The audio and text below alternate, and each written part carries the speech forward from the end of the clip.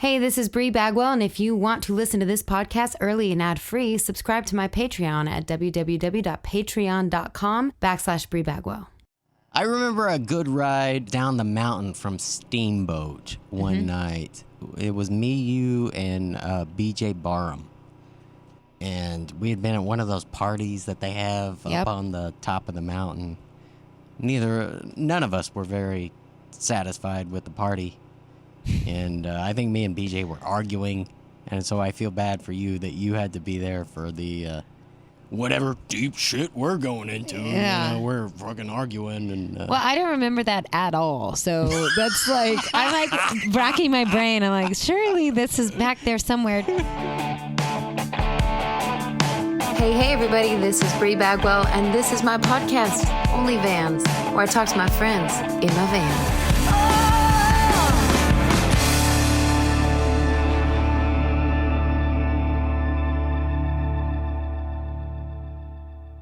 Should we auction you off on this podcast? Please. I got to pay for this RV somehow. So, I mean, you're a great songwriter, great cook. You look I gotta cool. say, I showed up to the podcast, and You were on time. You were early. I knocked on the door, and I met Paul. I hadn't met Paul before. You haven't met Paul? Never in my life. He's the greatest. He seemed like a very nice guy, and he directed me around to where I could Perfect. get in the Yeah, welcome. the only vans here. Yes, I'm so glad that you're here. Do you remember how we met? I was trying to think today. You know, it's one of those things that goes back so far. I don't know where it actually was. I was trying to tell Paul, and I was like, I don't remember, but it's just one of those people that I've seen throughout the years, and I've always, He's been around. And I've been around. We've both been around for so long, Johnny. I remember a good ride down the mountain from Steamboat one night. It was me, you, and BJ Barham. And we had been at one of those parties that they have up on the top of the mountain. None of us were very satisfied with the party. And I think me and BJ were arguing, and so I feel bad for you that you had to be there for the be the third person that has to hear the whatever deep shit we're going into. Yeah. You know, we're fucking arguing. And Well, I don't remember that at all. So that's like, I'm like racking my brain. I'm like, surely this is back there somewhere dusting off the cobwebs. But after those parties, I remember that they used to have really good wine, like expensive wine at those parties. The best. So I was always like, Yeah.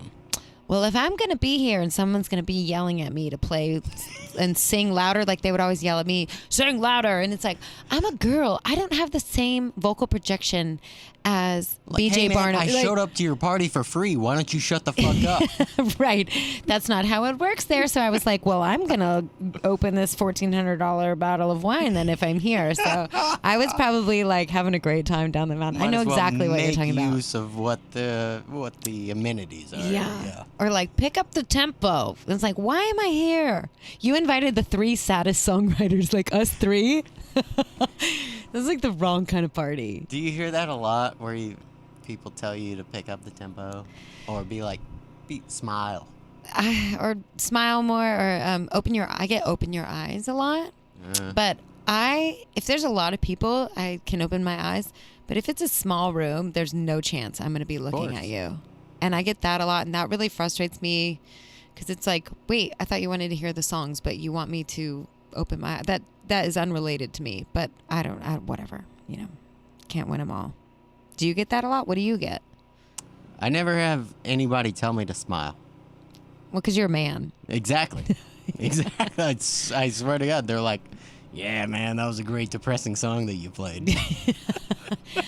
I love your songwriting, and I hadn't heard until today when I was doing a little bit of research, which I should have done earlier, but I didn't need to. I'm a fan. But John Fulbright saying you're the songwriter's songwriter, which is so cool. And I told my friend Rachel that, who's here, and she was like, that's so true. That's such a compliment. Yeah,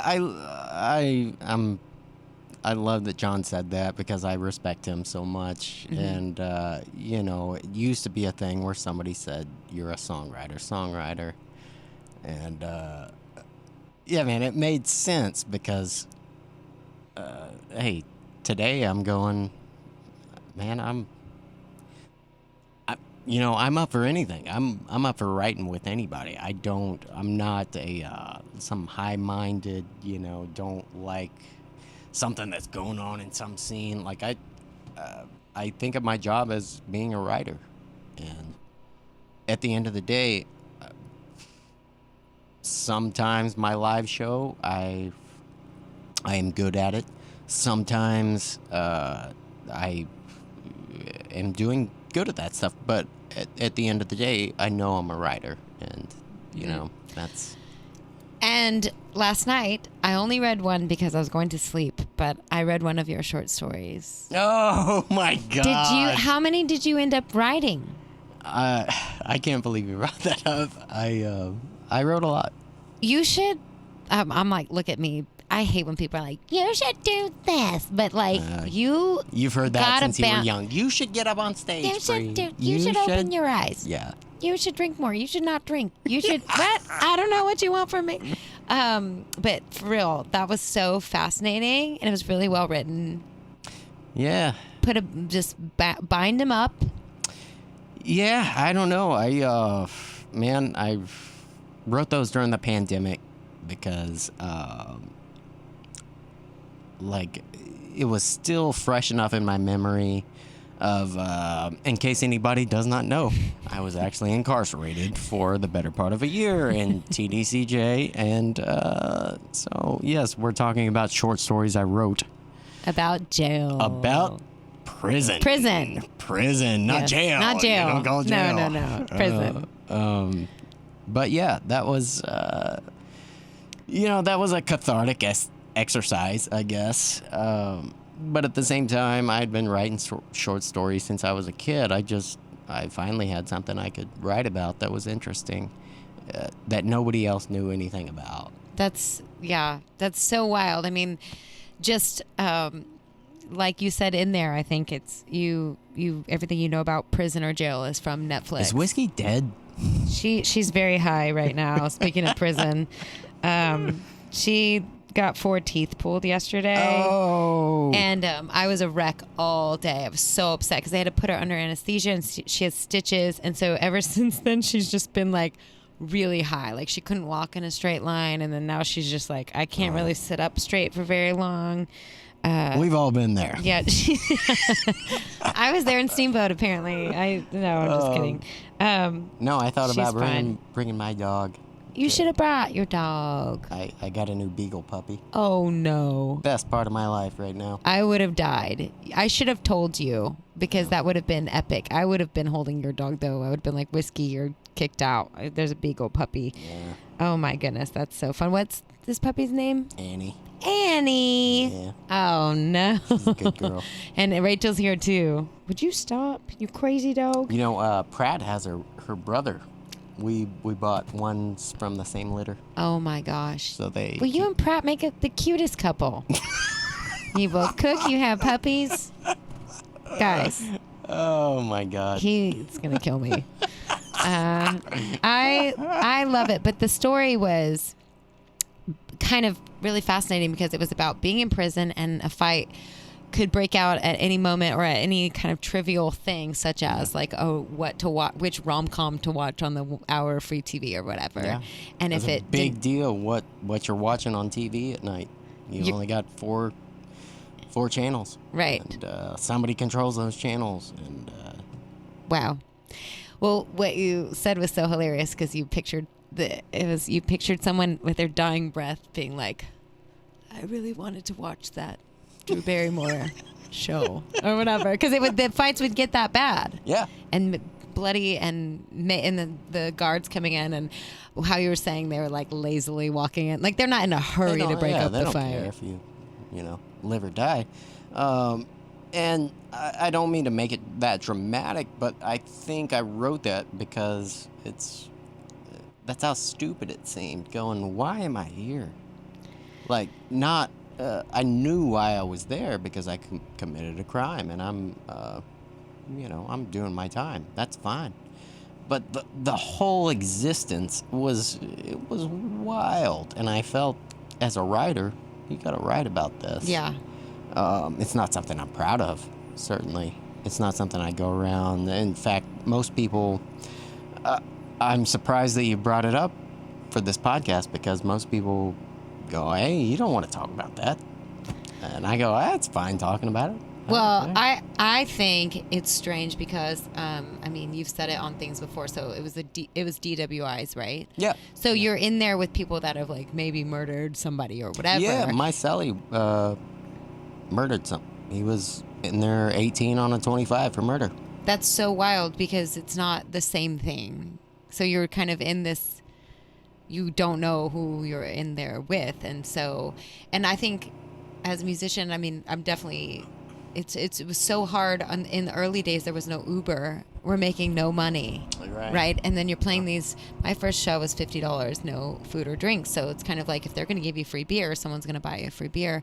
That kind of seems like a natural perk or whatever, where you're like, well, I'm not making any money. I might as well have a free beer. And the last thing any of us should be doing is driving intoxicated, of course, but like the tools that we have now were not the tools, or the tools in small towns or wherever. Yeah, certainly. I mean, when I I'd gotten my first DWI at 21 years old. I mean, I quit drinking for 3 years after that. I was so ashamed. I got my second DWI, and then when I got my third, it was 10 o'clock in the morning. I hadn't been drinking that day. I was driving back from West Texas for probably some people some rodeo people that were having a Thanksgiving party in West Texas. And, I got pulled over for a broken taillight, and they go, well, you smell like alcohol, and you got 2 DWIs on your record. And I go, oh, okay, well, yeah, got the felony now. That's the one you don't ever want. And I'm going into semantics here with the law and whatnot, but it's I broke the law, and so I did my time, and I never bitched about that. And I will never. I had a lot of friends who went, you got rooked. I know people that had 11 DWIs or whatever. And I go, yeah, man, well, I broke the law. I did my time. And I'm better for it. I don't know if I'm better for it, but right, but you're not over here like, I got screwed. And yeah, exactly. I'm not going to be one of those guys who's like, oh, the criminal justice system screwed me. Like, no, the criminal justice system did exactly what it should have done. Right. Well, that's awesome. And I think, like I told you yesterday, but that the record Behind the Pine Curtain is so good. Oh, thank it's you. Such a great, and I love that you wrote. So you're the 8th person that heard that album. No, you guys gotta. Well, now you're gonna have like one listener of this podcast you're gonna have 9 listeners. No, I'm just kidding. It's really good. It's such a thematic like record about, and it's so. I think what hits me hard or whatever is whatever's genuine, and you can tell everything that you wrote is like super authentic to you and genuine, and it's just really well written. I love that. Thank you. And you have, I saw some more stuff on your Facebook. Are you going to make another Are you like ready to make another record? Yeah, I've always got, I don't know what you would call the $1 million problem of too many songs. And what do you want to write a song? You need some songs? I mean, I have a lot of songs and no money too. We have the same, problem. My record's already written, and my producer's like, "Let's go," and I'm like, "Well, I just bought this thing, and now my checking account." But I kind of had to buy this. The other van was like a money pit, and now this podcast is about me. If you know what it is. But I had like 10 shows in December with no hotel rooms. Like it was just a strange, like it wasn't anybody's fault. It was just kind of the way it worked out. And so Paul was like, you got to buy this now. And I'm so glad I did, because it probably saved me, $2,000 or something on hotel rooms. Right. And so it's already paying for itself, and it's new, and it's got all kinds of warranty things. And so I'm excited about it. We'll see. Hey, this is Bree Bagwell, and if you want to sponsor this amazing podcast, all you have to do is email onlyvanspodcast@gmail.com. I listened yesterday to Corazon y Cabeza. Yeah. great record. Thank you. I've got to say, I remember this was like a number of years back, where like Casey, Musgraves or whatever was singing Selena, and I was like, no, that's Bree's deal. Like, she stole Bree's deal. Yeah. Well, whenever she sang that at the rodeo, she did such a great job. But I got a ton of messages about it, which was funny. But then I was like, oh, well, that's natural. It's the Astrodome, you know, that's great. But then, like, right after that, when I sang it, I got, you're copying Casey Musgraves. That's the part that bothered me, which I was like, I didn't care. I've been doing this. Come on. You don't even know. I've been singing the Selenas for a long time. But also, so have a lot of people. But it's just really interesting how it's like, you know, how that happens. It's weird how, you know, we do things and they get, you know, pulled apart. Yeah. And some people take those things that you've been doing well for a long time. Right. And, yeah. Right. Or it's, you know, I sing in Spanish. I don't own that. Right. Right. Casey Musgraves doesn't own that. We all are allowed to sing in Spanish, which, by the way, Ida Bell is a great song. If you would like some harmonies on that for free from our home studio, just saying. He's like, I don't want your voice on my record. Here, is that why you came on my podcast? So I could ask you to sing on your record. Ida Bell. Isn't that the new one on Facebook? Oh, I did put that online. Sorry, I've been creeping you this morning. No. I love that song. It sounds very like El Paso, like you know what I'm talking about? Yeah. Okay. I know more about your songs than you know about your songs. It was written in the tradition of you know, like Marty Robbins. Marty Robbins song. I know. That's why I loved it so much. Thank you very much. You're welcome. I'm telling you about your own stuff I'm going, now. hey, people actually listen to these things? Bree Bagwell listen to them? Oh, I went and did I ought to keep doing this. I did a deep dive. I can't remember when I listened to your record for the first time, the newest one, but it was very, someone had told me about it, and I was driving, so I have the thing where I'll like listen to my friends' records or whatever, and then I never end up telling them. It's hard to keep up with them all, isn't it? You know, we got so many friends who put out albums every Friday, and you go, man, right. It's hard. And sometimes you just want to listen to a murder podcast and like not listen to music. That's my problem. It's like, I think someone was saying it. I can't remember who it was, but they get like a little jealous when people put out albums because it's like, man, how are they? Where are you getting this money from to make records all the time? In case you don't know, I'm gonna go on record here and say it actually costs a lot of money to make a good record. Yeah. So, what we're doing right now, we're just we're trying to make y'all listen to those records. We're gonna put our Venmos in the show notes for at Johnny Burke Music. I don't know. We were like, wait, do you live in Buda? Is that okay to see? Where do you live in Buda? Okay. I mean, do you like Buda? I'm not really like a resident like some people are. I've lived in all the Central Texas towns in the past 5 years. You know, Lockhart, 2 years. It's like talking about doing time.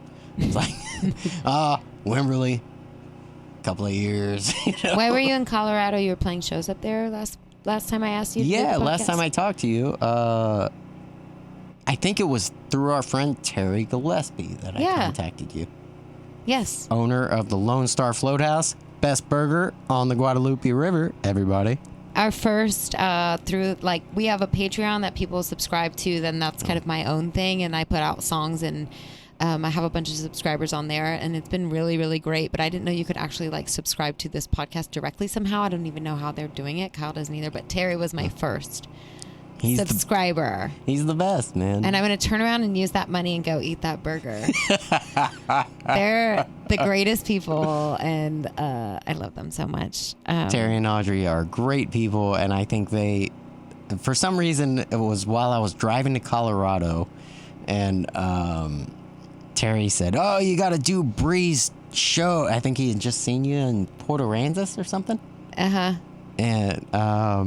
I said, "Oh, okay, I'll reach out to Bree," and here we are. I love it. I'm so glad that you did. We have people reach out, and it's been really interesting to see who wants to be on the podcast. We've had some like really great people reach out, and I'm like, "Are you sure? Are you sure?" Because I don't really know what I'm doing, but we've done it for, we've been filming for over a year and a half, but it's been great. But Kyle does all the work, so all I have to do is like show up, bring my dog. Ladies and gentlemen, Kyle, we can't turn the cameras around right now, but Kyle's right there. He's doing all the work. I always say like Ka from South Park. Ka. Hey, Ka. But some people don't know it. And it's fell flat a couple of times, so I've been like, Ka. Hey. Kyle was my tour manager. You're doing the Cartman voice. I am. I'm Kyle. trying. Yeah. Ka. Hey, Ka. See? Thank you. We got it. Thank you so much. My mom's like, what are you doing? I don't understand. Do you feel like telling any more jail stories? What do you want to know about jail? Well, Anything. Ask me. did you make any underwear like Orange is the New Black? That's not an appropriate question. I'm sorry about that. But I love that show. I don't know about Orange is the New Black. What happened to the underwear? It's female prison, but they were basically like making underwear and wearing them and selling them from prison. I just mean, did you have any like... I'm just going... Kyle, take that out. I'm looking for the jail story Yeah, here. yeah, I'm really sorry. It was basically just like an underground jail operation where they were... It was... Do you want me to tell you about the Aryan Brotherhood? I mean, Jesus, Bree. I mean, that was wild. That one's the first story that I read. The Bobby Hill story was pretty wild. But I didn't get any further down. So tell me when I haven't heard. Well, what do you want to hear? I'm not just going to, spill my guts about, it was horrible. Woke up around this guy that's a white supremacist gang, and he's my best friend, so. That's so crazy, though, that to me wouldn't fly in jail. Like having the white supremacist tattoo. That guy, you said they graded it off with a cheese grater, right? Supposedly that's what happened to that guy. Yeah. Yeah, I don't think that would go over well in jail. Did you had any job? What was your job? What was your jail job? Well, it's funny you ask. The first 3 months, I served basically 6 months in TDCJ, which is Texas State Prison. My first 3 months, I didn't smile. And you know me, I smile a lot. I laugh a lot. I didn't smile at all. The last 3 months, I was on what's called a transfer unit, which means you get transferred a lot because you're not serving that much. You're serving less than 5 years or whatever. And so yeah, it's weird to think about these things. Yeah. But when I got on my last unit, it was north of Abilene. It was this town called Breckenridge. You ever been to Breckenridge? Breckenridge, Texas? No. Every town I was ever transferred to, I never heard the name of. And I was like, I've been to every town in Texas. I've been everywhere. Not these prison towns. And the guy that was called the GI, the gang investigator, he made sure that, check your tattoos, make sure which gangs you're in, when you're coming into the unit. And he was a nice guy, and he told me, hey, man, I'm a big fan of Mike McClure. I haven't told anybody my entire time I've been locked up, going through Huntsville in and out, that I'm a singer-songwriter, musician, whatever. I've just been sitting there. Right, not smiling, not because you're not happy, but as a calculated move to not As smile. a calculated move to not get my ass kicked. And he says, yeah, man, I'm the gang investigator here. And he said, okay. And he said, I'm a big fan of Mike McClure. And I go, okay. And he goes, I've been hearing your stuff because Mike McClure was a producer for my first group, the Dead Ringers, while I was still in high school. Wow. And he goes, I got a guitar I can get you every Friday for 30 minutes every Friday if you want it. And I go, yeah, man, I'll take it. And so the GI, who's kind of a big guy on the unit, brings in the guitar and gives it to me. And I start tuning it up. And on a Friday afternoon, I go, what do y'all want to hear? Nobody knows anything about these 65 other guys I'm living with in a big, huge horrible enclosed space. Nobody knows it. Uncomfortably Yeah. close. Yeah. And,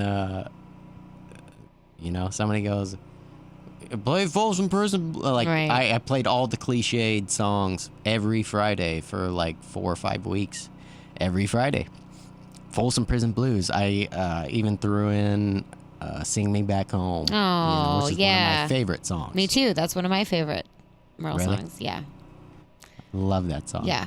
So I threw in the prison songs, but I also had to be generous to half the people in there were in like black gangs, and I would be like, my man Double D over here, he can fucking spit, we're gonna get him up here. And he would rap and stuff. That's awesome. Yeah, That's and so awesome. We were showing the diversity of the 66-man dorm.